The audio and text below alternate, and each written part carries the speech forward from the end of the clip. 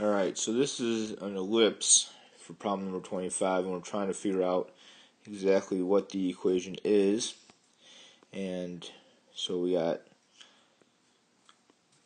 equals 1. Now, because the center is at 0, 0, that makes it very easy for us for the x squared plus y squared. Now, because this distance is 2, 2 squared is equal to 4. And because this distance is equal to 3, and 3 squared is equal to 9, that's up and down. So there's my equation for 25. For problem number 26, since this is y squared, we have a parabola here. Also, that's the only thing that has a vertex. So I'm going to add 6y, and I'm going to add 11 to the other side. So y squared plus 2y equals 6y plus 11. Now I'm going to complete the square like we've done in previous problems. 2 divided by 2 squared is 1. So I add 1 to both sides. When I factor this side, I get y plus 1 squared, because two numbers that multiply up to be 1 and add up to be 2. On this side, I have 6y plus 12. Then I got y plus 1 squared equals, factor out the 6, and we get, these should all be x's on this side. X plus 2. And so my vertex is at -2, comma, -1, the opposite of this, comma, the opposite of this. X always comes before y. Alright, for this problem, I'm going to divide both sides by 400. It's not going to come out as nicely as I want it to.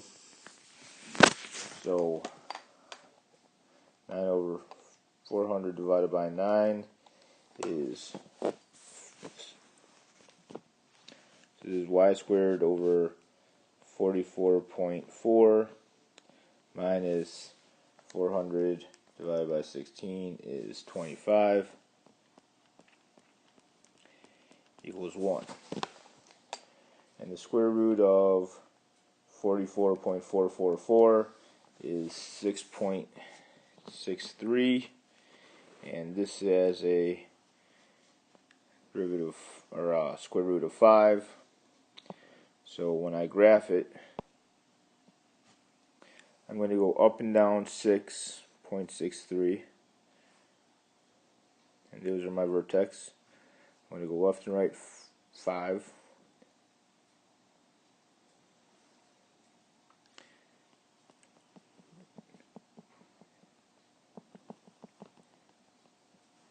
Make the box.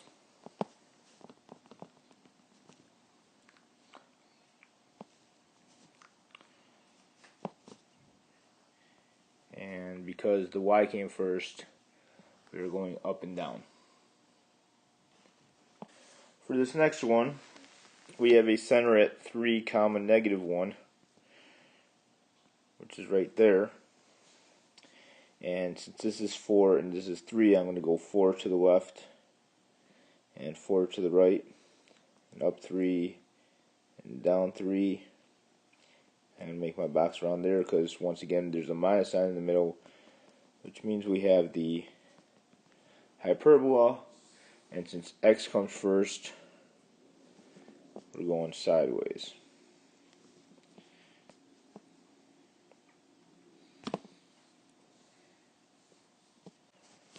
Alright, so we know this center is at 3, 5, and we know it's tangent to the x-axis, which means it touches the x-axis right below, which means it has a radius of 5. So we start out with our normal x minus 3 squared plus y minus 5 squared, and then it equals r squared, which is 25, and there's my answer. For problem number 30, it says to find f of g of x, which which means I'm going to take f and plug it into g. So that becomes 3 times 3x plus 2 squared. So this is the new part, minus 2. When doing 3x plus 2 squared, I need to remember to multiply 3x plus 2 times 3x plus 2.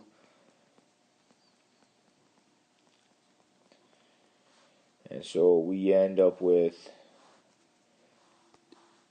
3 times 9x squared plus 12x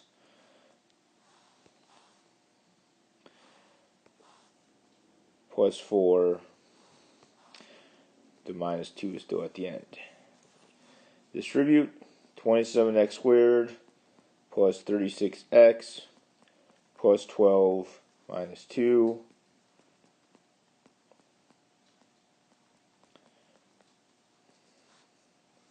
And 12 minus 2 is 10, and so that is my final answer.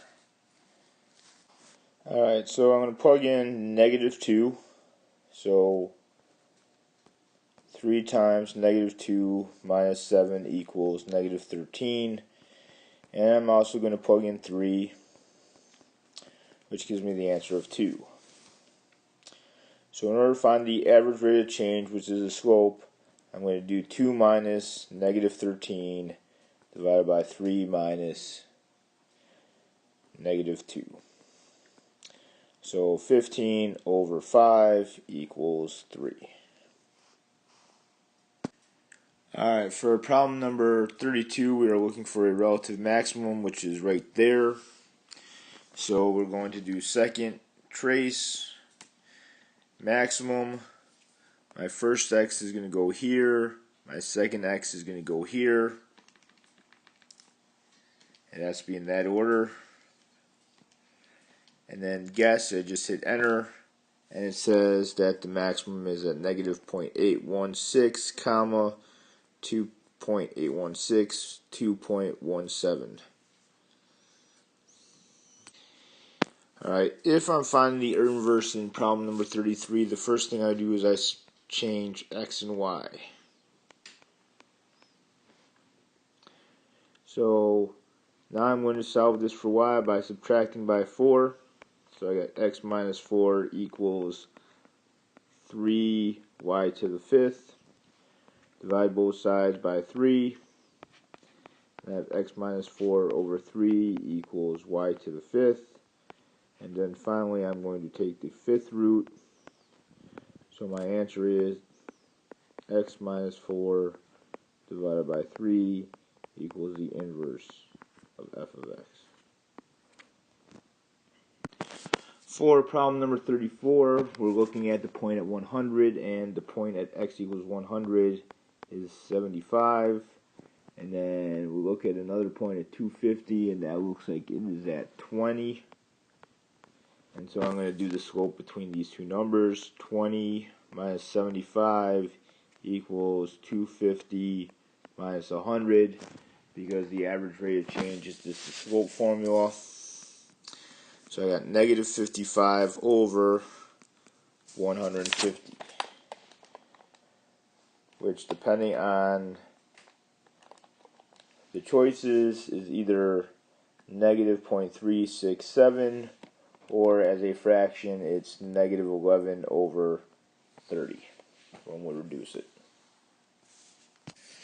Alright, so this graph, we're asking about whether it's decreasing or increasing, and it starts out by decreasing from negative 3 to negative 2, because right here is where it stops decreasing. And then it starts to, I should give myself more room here, we'll come down here to increasing, and increases from that negative 2 to 0. Then it decreases again from 0 to 1. For problem number 36, nice easy one. If we are comparing the square root of x to the absolute value, absolute value of x minus 4, that is simply going to be right 4 because you see the minus sign and you do the opposite of what you're supposed to do.